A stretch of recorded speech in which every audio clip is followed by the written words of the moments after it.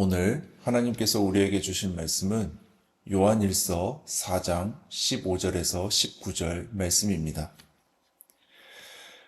누구든지 예수를 하나님의 아들이라 시인하면 하나님이 그의 안에 거하시고 그도 하나님 안에 거하느니라.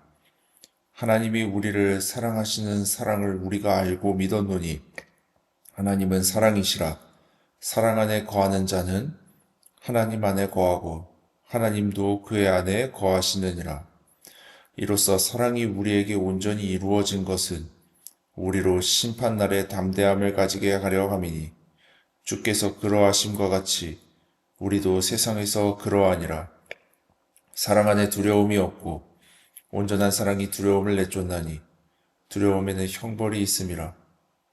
두려워하는 자는 사랑 안에서 온전히 이루지 못하였느니라.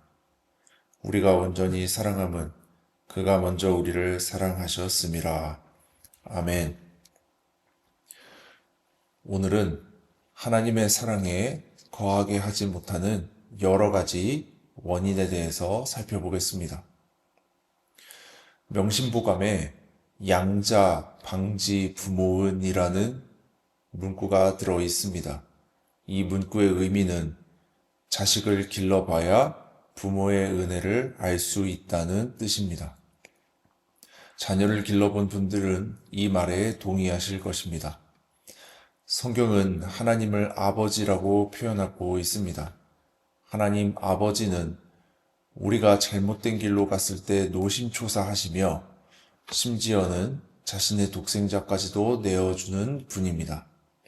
하지만 우리는 십자가에 못 박혀본 경험이 없기 때문에 그 은혜를 가벼이 여기는 경향이 있지요. 자, 그런가 하면 교리적인 이유로 하나님의 사랑을 받아들이지 못하는 경우도 있습니다. 이 사도 요한이 성경을 기록할 당시에 유대인들은 예수님이 하나님의 아들이신 것을 인정하지 않았습니다. 오히려 예수님이 하나님의 아들이라고 주장하는 것은 신성을 모독하는 일이라고 여겼습니다. 그래서 유대인들이 예수님을 십자가에 처형하라고 외쳤던 것입니다. 그런가 하면 또 어떤 이들은 예수님을 믿기는 하지만 예수님이 육신을 입고 이 땅에 오셨다는 것은 부인했습니다. 그 이유는 예수님이 사실은 십자가상에서 고통을 느끼지 못했을 것이라고 주장하기 위함입니다. 하지만 이는 다 예수님이 우리의 죄를 위해 십자가의 고통을 참으신 것을 부정하려는 시도고 또 하나님이 자신의 독생자를 희생하여 인류의 죄를 대속하였다는 것을 외면하는 행태입니다. 이것이 교리적인 이유로 예수님의 사랑을 멀리하는 그런 경우가 되겠습니다.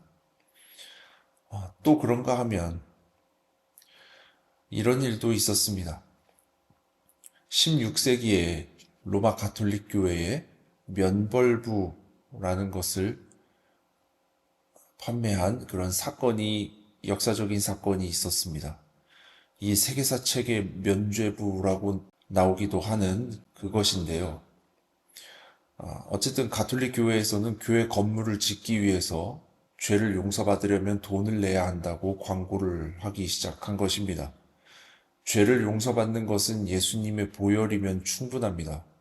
그런데 돈을 내고 구원을 받으려고 하는 것은 심각하게 변질된 교리라고 할 수 있습니다.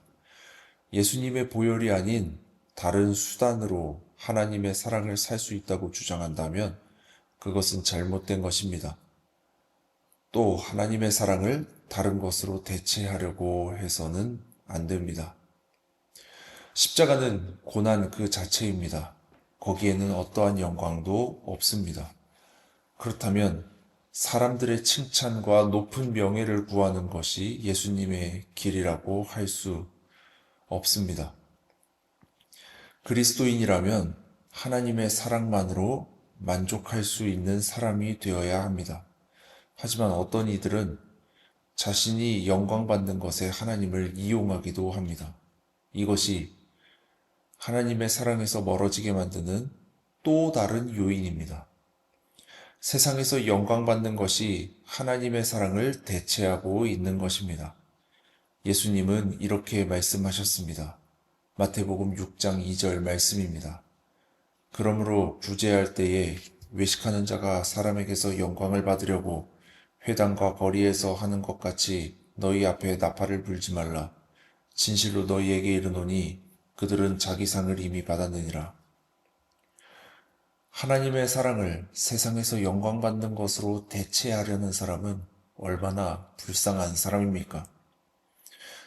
예수님이 하나님의 아들인 것과 이 땅에 육신을 입고 오셨다는 것을 우리의 죄를 탕감해 주시려는 하나님의 눈물겨운 사랑을 받아들인다는 의미입니다.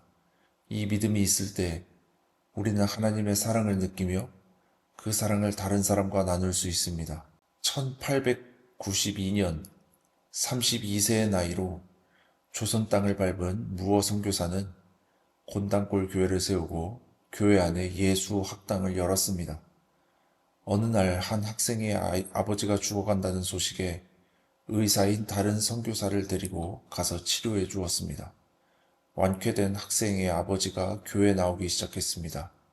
그는 이름도 없는 백정 박 씨였습니다. 무어 선교사는 그에게 박성춘이라는 이름을 지어주고 세례도 베풀었습니다. 그런데 양반 교인들이 그를 내보내라고 요구했습니다.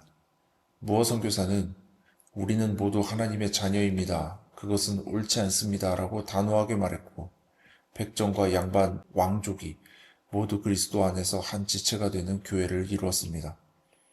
하나님의 사랑 안에서 차별 없이 그 사랑을 나눠준 결과입니다.